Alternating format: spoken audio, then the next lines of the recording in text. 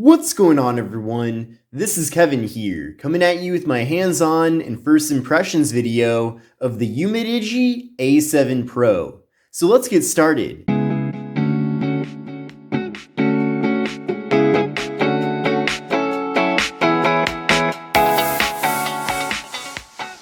So this is the Umidigi A7 Pro. Now I'd like to thank Umidigi for being kind enough to send this device out to me to cover here on the channel.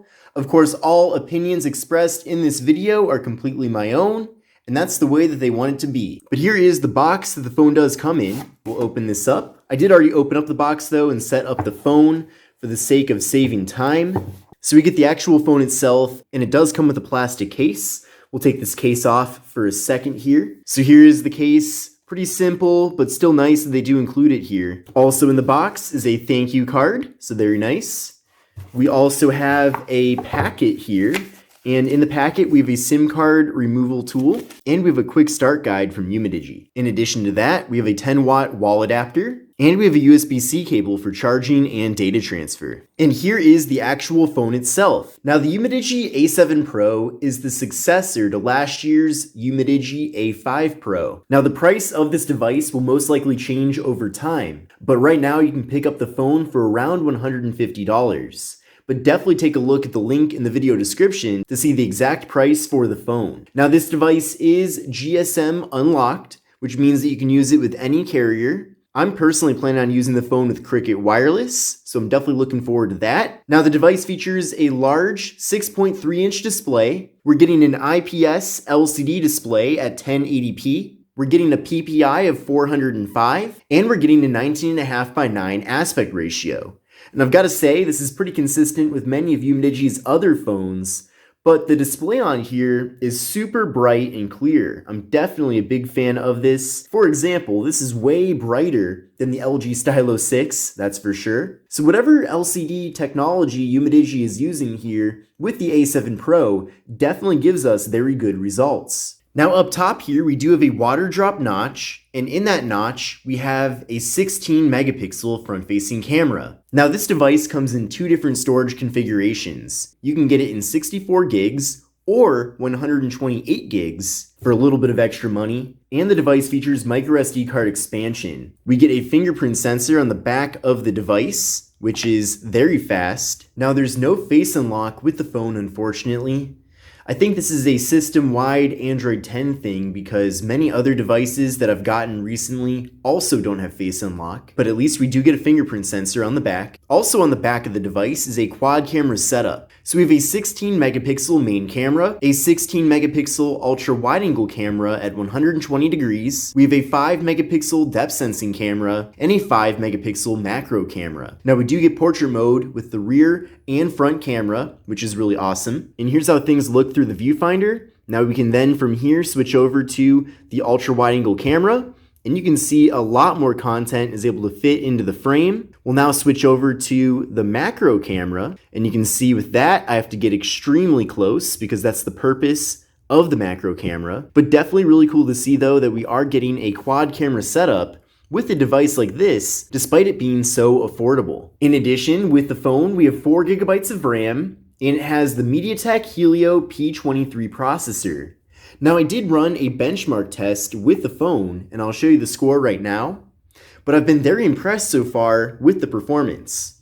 So I got an overall score of 120,186. So for a phone in this price range, that is completely acceptable, if not a lot better than many other phones available. I think Umidigi especially made a great move by giving us 4 gigabytes of RAM with this phone, because that really does bring out the full potential of the Helio P23. Now, of course, there are way higher end Helio processors from MediaTek, but again, at the price range this phone is available in, that is totally acceptable. Now, video recording with the phone maxes out at 1080p. The phone features a beefy 4150 milliamp hour battery, and like I said before, you can use it with a 10-watt charger. The software on here is Android 10, and it's a pretty stock variant of the software. Now, I did add a variety of my own applications onto the phone to use as I test it out, but when you do first set up the phone, you're getting just the Google applications, so you're pretty much getting a stock experience with the device. Now there is no NFC unfortunately with the phone, so if you are a fan of NFC, then keep that in mind. Now taking a closer look at the hardware of the device, like I mentioned before, we're getting a very bright and great looking display with the phone. So this is probably one of the best displays that I've seen from a device in this price range. You know, other phones in this price range, such as the LG K51 for example, don't look and feel nearly as premium as this device from Umidigi. Now in addition to having a notch at the top, we do have a little bit of a thicker bottom bezel. So yes, in some ways, this device could be designed a little bit more modern up to 2020 standards. But I'm totally happy with this design, considering that the phone is so affordable. Now taking a look at the left side of the device, we have the slot for the microSD card and SIM card. We also have a metal band running around the sides of the phone, another unexpected premium feature for a device in this price range. Now taking a look at the right side of the phone, we have the power button and volume button. Then on the top we have nothing. And then on the bottom, we have the 3.5mm headphone jack. We have the microphone. We have the USB-C port for charging and data transfer. So this is another improvement compared to the A5 Pro because that device had micro USB. So I'm really happy to see that we are getting USB-C with the A7 Pro. But in addition to that, we're getting the speaker here on the back. Now taking a look at the rear of the device, we do have a rectangular camera module, so very similar to what we've seen from other devices from other companies. The phone definitely reminds me a bit of the Samsung Galaxy A51 from the back, of course minus the fingerprint sensor.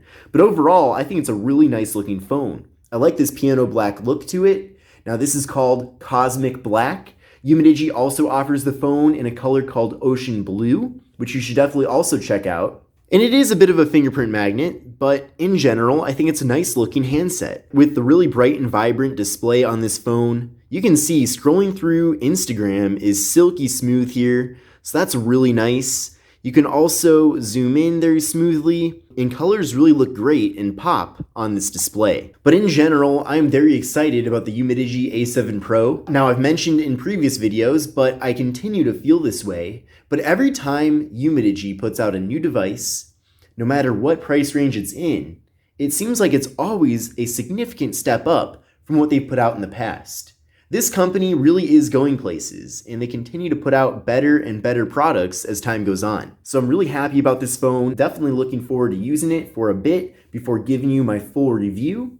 But this is the Umidigi A7 Pro. Give this video a thumbs up, let me know what you think of the device, and I will see you in the next video.